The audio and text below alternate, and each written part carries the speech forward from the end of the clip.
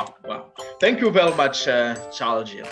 So it was a pleasure to me inviting you because you are beneficiary of Erasmus Plus, one of the famous scholarship in Europe for different scholars. So I wanted you to share some experience about it. What is it? How to get to apply for it, so that many people can learn from you. There are many people who have been asking me about that, but I don't have much experience in that. So I would wish you share your experience so that they can in the future learn from you. So before we start, I would like to first ask you, if you don't mind, would you introduce yourself? Okay, so thank you for giving me a chance. Of course, it's a pleasure for me to have you on this meeting. Yes, my name is Sharjeel, and I'm from Pakistan. Currently, I'm almost completed my masters. I'm doing my masters in agriculture with specialization of soil science. It's an Erasmus degree, international master in soil science and global change, funded by Erasmus program, coordinated by the European Union. It's an Erasmus Mundus program, 2-year master degree, joint master degree, held by 3 leading universities of Europe: Ghent University in Belgium, and Boku University in Vienna, and Göttingen University in Germany. So this degree will be awarded by all 3 universities equally.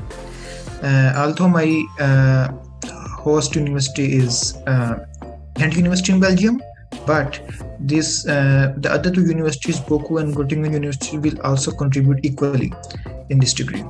So Erasmus scholarship, and I will tell you something about Erasmus scholarship. There are 2 types of scholarship. One is Erasmus Plus and second Erasmus Mundus. So these two, they are different. Two, Erasmus Plus and Erasmus Mundus. Yes, and these 2 are like funded by Erasmus program of European Union. Erasmus Plus are actually an exchange, just an exchange. It can be happen at bachelor, or it can be happen at masters, or it's sometimes short projects as well, like 6-month projects or 1-year projects. This Erasmus Plus is specifically people for Europe, like who have European nationality. The person outside of Europe are not eligible to apply for Erasmus Plus. You should have a European nationality or European permit. But for Erasmus Mundus, people from all around the world are welcome.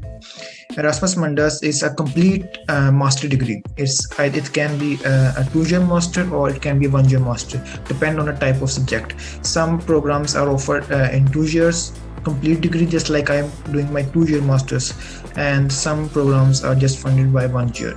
It depends on the type of program. So this degree is like the specialty of Erasmus is the exchange. You go to different countries for exchange. You are going to exchange in at least 2 countries, minimum 2 countries, and maximum 5 countries. So this is how it is. You cannot choose the country, by the way, but you can choose the program. The countries, this depend on the programs. For example, I give you my example. I choose soil science program, which is like I did my bachelor in soil science, so I choose master in soil science as well. So in soil science, there was, when I applied 2 years ago in 2019, there was just one program that was completely related to 100% related to soil science, and this program was coordinated by 4 universities: Ghent University, as I mentioned, Boku, Göttingen University, and Aarhus University in Denmark. This program has 2 specializations. One is soil biology, chemistry, and global change, and second one is physical land resource and global change. So you have to choose one specialization when you are applying before admit. So I choose the biology, chemistry, and global change. So my track was different. So I'm going to I studied Ghent, Boku, and Göttingen. The students who have chosen the physical land resource and global change, they have studied in Ghent and Aarhus in Denmark. So it depends which your specialization are. So according to your specialization, your university becomes different. Okay. So you've said to get Erasmus Plus, you have to be a European citizen. Yes. Oh, not for foreigners. How about the Erasmus Mundos? You don't need to be necessarily European citizen. Erasmus Mundus is a worldwide. In Erasmus Mundus, there's a ratio of 70-30. Like 70% students are taken outside of Europe and 30% from inside of Europe. So there's a like more, they prefer more students from outside of Europe. And each program has like seats around 20 to 30, it varies. Some program has minimum 20 seats and maximum 30 seats per year. Like in our program, we have 24 students in 2019, but in 2020 there were 28 students. So it ranges from 20 to 30. That's very, very interesting. So then, what are the requirements to access it? Okay, so it's actually a master degree. Erasmus Mundus is just offer master degree. There's no bachelor and no PhD. It is just a 2-year master or 1-year master, as I mentioned. So, to continue master, you should have a bachelor degree. It should be minimum 3-year bachelor. But in some countries, like in my country, Pakistan, they offered 4-year bachelor, so that's fine. There's no problem with that. So you should have at least 6 semesters. I have 8 semesters, so it was fine. But if you have already done your masters in your home country and you still want to do master Erasmus, you are welcome as well. There's no like restriction that you cannot do double masters. You can do, but in your motivation letter you have to provide them very strong reason why you want to do master once again. Like in our program, there's a person from Nigeria. He's doing his double masters. He already done his master in Nigeria and now he's doing master in Erasmus. So there's no restriction for that. You can do double master, of course. But if you are doing masters on Erasmus Mundus, then again you cannot do master in Erasmus Mundus. It is just one time opportunity. Yeah, just one time. So you cannot do double masters. And there is no like age restriction, of course. You can do continue Erasmus at any age. Like in our class, there is a guy from at the age of 36. He's doing his master. 36. So he's doing his master. So there is no age restriction. Yes, there is no age restriction. Like I have seen many people who have done their bachelor and after that they have done the job about 5 to 6 years and then they start masters at the age of 30 or 31. So it's fine. It's totally fine. What is the time of application? When do you apply? Okay, so application, there is a catalog, Erasmus Catalog, Erasmus Mundus Catalog. You have to choose. Online, yes. Erasmus Mundus, you have to go to your search engine like Google and you can write Erasmus Mundus Catalog. So this catalog updated every year in September. Like in the next month, it's going to be updated. So for the year of 2022 intake, for 22 intake, it is going to be updated in the next month, September. So in each year in September, there are like about 100 to 120 new programs. I won't say new programs. There are some previous programs as well, but there are few new programs. There's the program validity.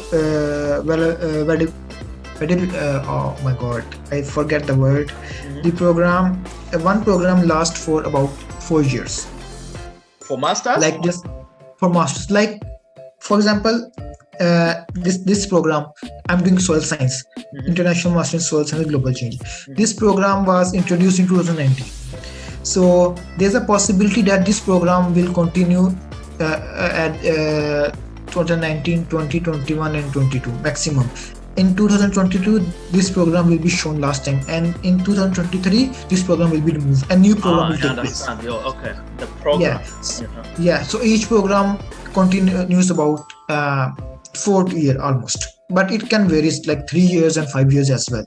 But normally it takes about 4 years. So in each year, September, the catalog was updated, and you can check in the next month. So if you go to Erasmus Catalog 2022, because it is going to be next year intake, so you can see there are about 100 to 120 programs. So what you have to do, first you should know what is your bachelor. For example, if you have done your bachelor in mathematics, So you have to choose all, you have to see all the courses, all the available programs, and you have to write down the programs that are related to your mathematics. It can be mathematics, it can be statics, it can be accounts, everything. Exactly. It is not necessary that you find exactly the same program. But like if you have done mathematics, same specialization. Yeah, it is not possible that it is written on master in mathematics. That's not possible. You cannot find so simply. So there are some domains that are related to your studies. So you have to find what's your specialty in the bachelor. So you have to in this program, actually in masters, you have to be very, very specific. You know, the more you specific, the more you get a chance to be selected. You know, in agriculture, there are actually two types of soil sciences. One is agriculture soil science and one is civil engineering soil science. Both are soil sciences, but for in civil engineering, I'm not like applicable. Why? Because it's completely different. Yeah, I understand. So exactly. You have to be very, very specific. So you have to open the program.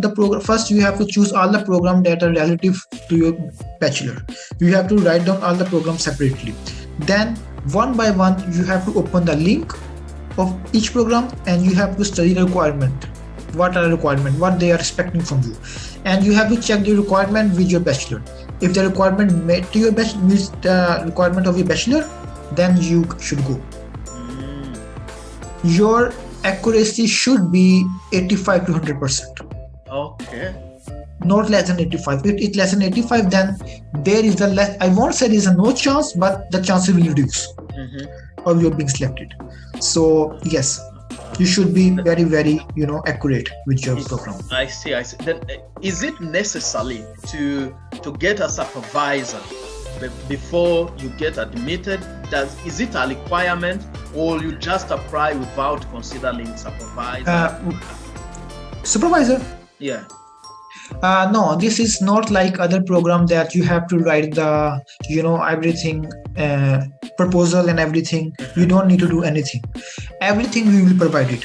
When you go to the catalog, everything will be provided about the program. Okay, so you have to read everything, every requirement, and you have to apply. There will be no proposal. You will not be told about any supervisor. When you start the program in the second semester, you will be provided a master thesis topics. They have certain topics. You cannot choose topic by yourself. They will provide you list of topics. To students. It depends on students. Like we are 24 students, so they provided about 30 topics. So every student choose the topics of their which they want to proceed. So it depends on first come first reserve. If you choose the topic, you have to write them email. You have to contact the professor and told him that I want to continue with you with this topic. And if he say yes, then you can continue with that. Okay. That's how it works. Is there any application fee that you need to pay while applying?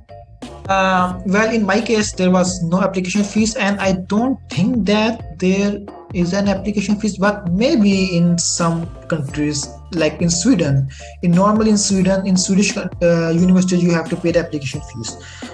But I don't think that, because I don't think that there are application fees. No, I haven't heard about it.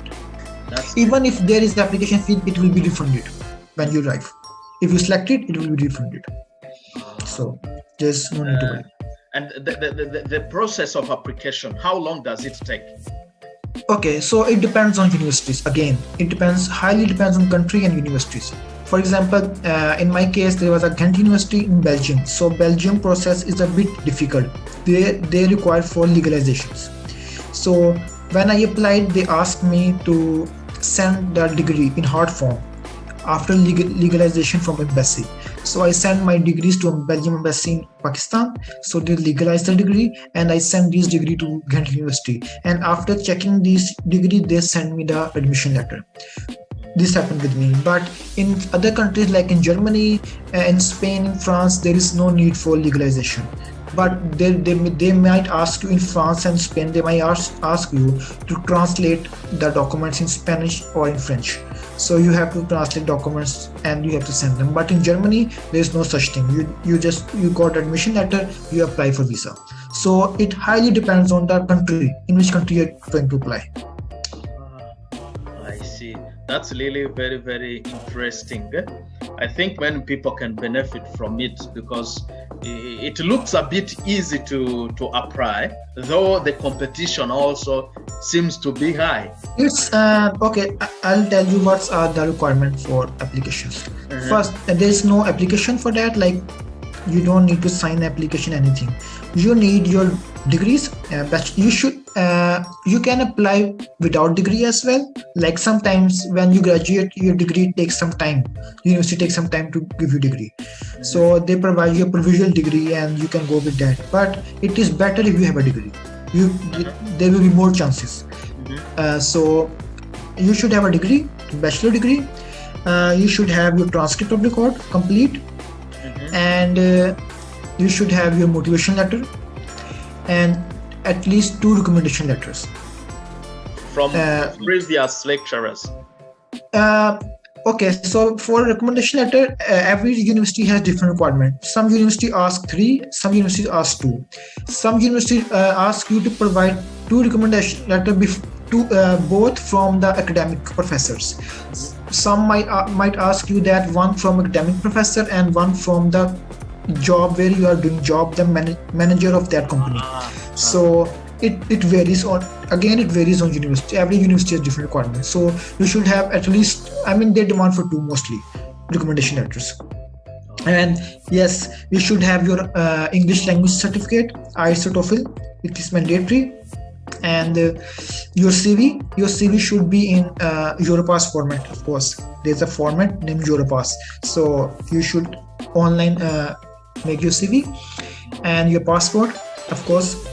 And moreover, your extracurricular activities like certificates, your publication, your job experience, internship. The more things you get, the more your chances, it will increase your chances. Every certificate, every experience will increase your chances. Some people say that you should have high CGPA to get in. That was another question I wanted to ask about. Yeah, but it is not true. It is not true. Percentage and CGPA matters, but it is not the only thing that matters. You should have a high CGPA and good percentage, but if you don't have, if you have average, then you don't need to lose the hope. Okay? I'll give you my example. My CGPA was 3.4 out of 4. This is considered as the average. 3.5 is considered as average. My CGPA was below average, and still I got selected. Wow. So it depends. Like, you shouldn't lose hope, I would say, because there is one thing, that is motivation letter. The motivation letter is a thing that will make or break your deal. Even if you have 4/4 CGPA, you are a topper, you are gold medalist, and you won't show that enough motivation is a motivation letter, then there's a chance that you won't get selected. So you should pay at least 2 to 3 months on your motivation letter. At least. I spent 2 months at least, I remember.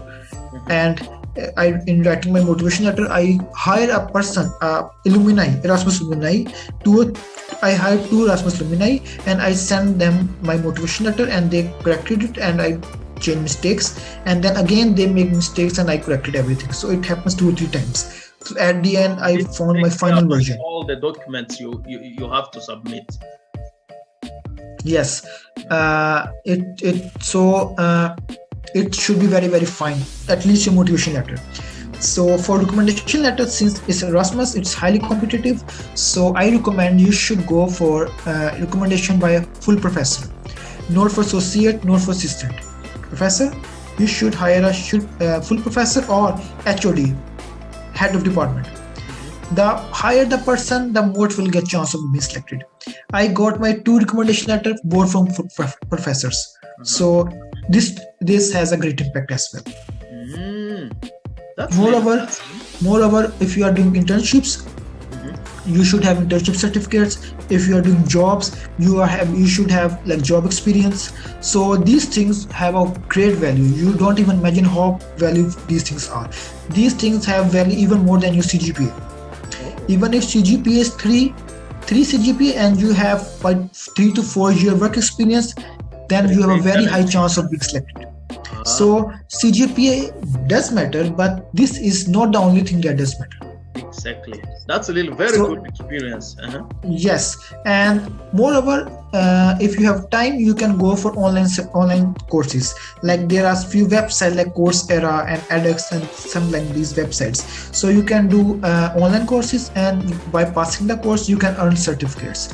Like they will give you a certificate. So these certificates also have a very significant values. Like when I applied, I remember I had 13 certificates. I have completed 13 online courses. So I applied all the certificates. So it with attached with my CVs. So I have I started a blog, online blog. The thing that I've studied during my bachelor, I make a summary of everything and I start writing the blogs on. So I write about 7 to 8 blogs. I remember maybe more than that. So I also tag these blog link with my CV. So everything. Yes. No, it's been a long time. I haven't because I was busy, but I'm planning to write it once again. That's so. So everything that you can add, any conference, any publication, everything will get you benefit. It makes a difference. It makes a difference. Everything, yes. Everything unless it is a crime will give you benefit. If it's not a crime, if it's a crime, it will not give you benefit. Every certificate other than crime will give you benefit. Even if you are donating blood to someone and you get a certificate for that. So this certificate will add humanitarian socialization. So this will also give you benefit. So everything that is you think that can give you benefit, you should add. That's because they not only want bookworms that they have very high percentage, they require person who are very open to everything, very practical person.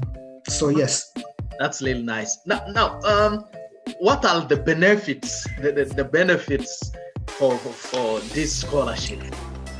Okay, so this is an Erasmus Mundus. It's one of the most prestigious scholarship in the world, not in Europe, in the world.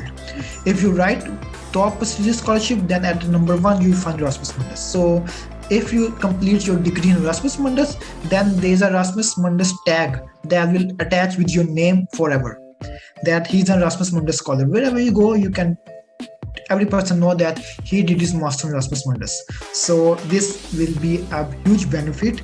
And moreover, these Erasmus Mundus degrees are offered by highly high ranked universities. Like my all 3 universities are in top 100 universities.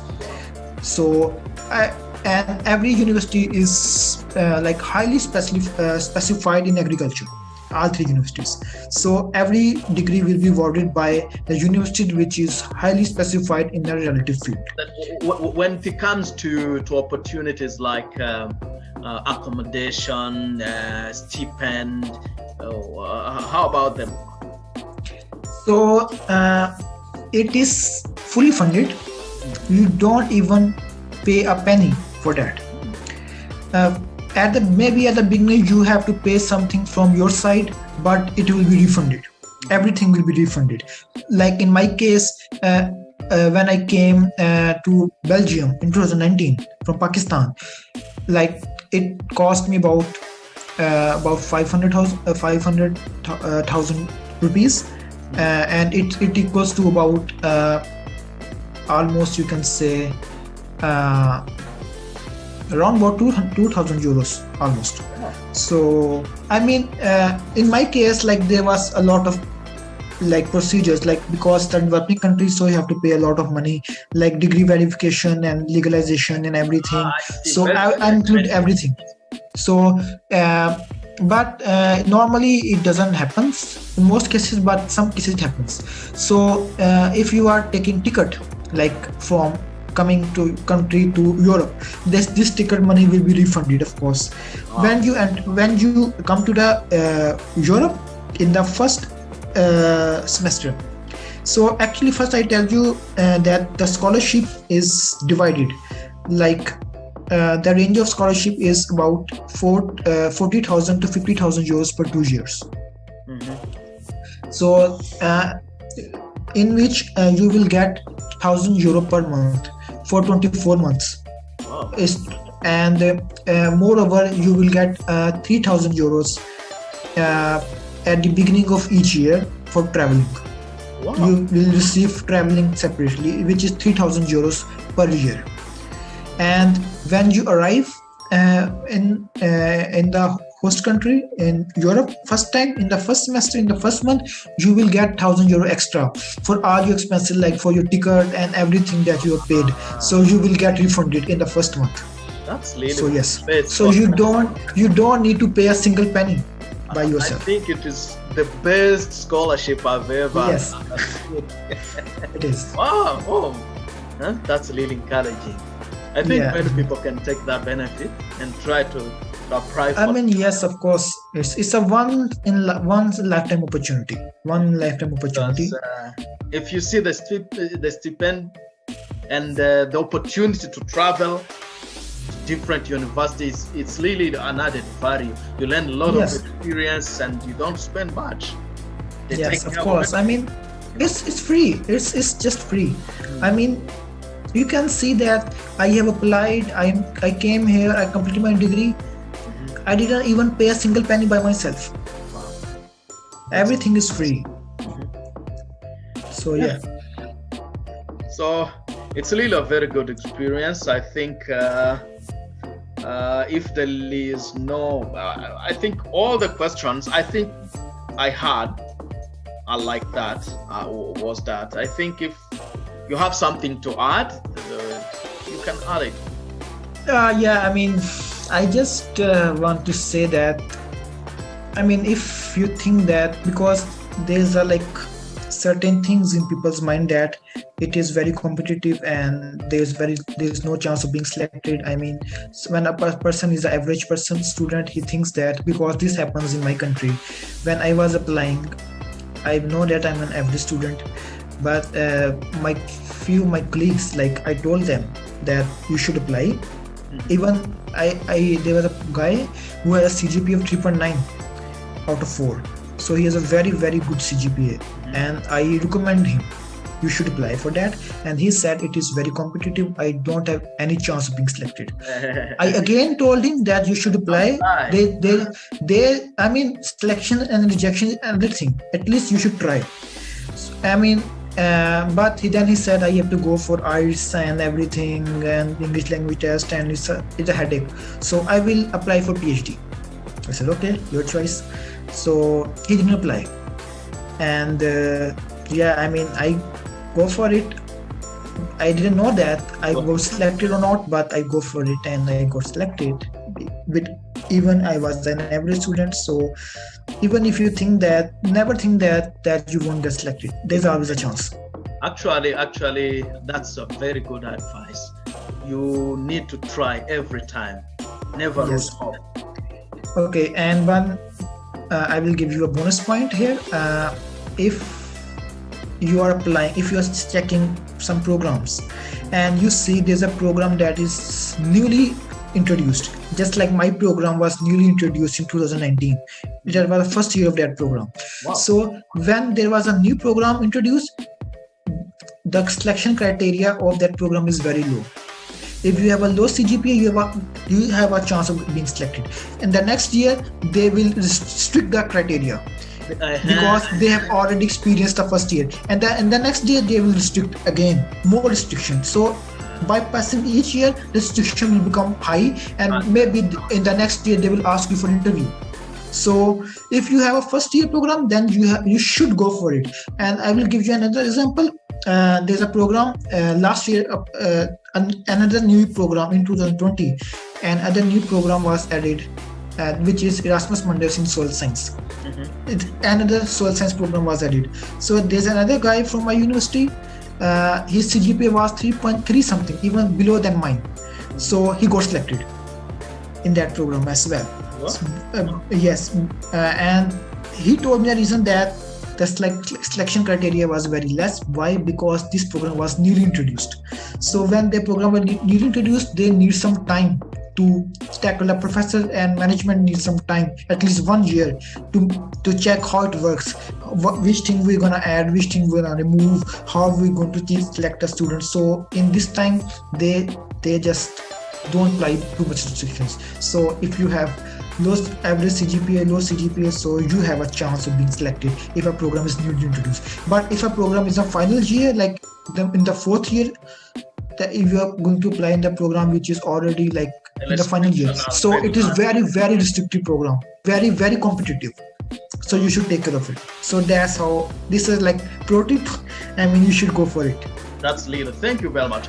Do they also support some trainings, internships, trainings, those kind of things?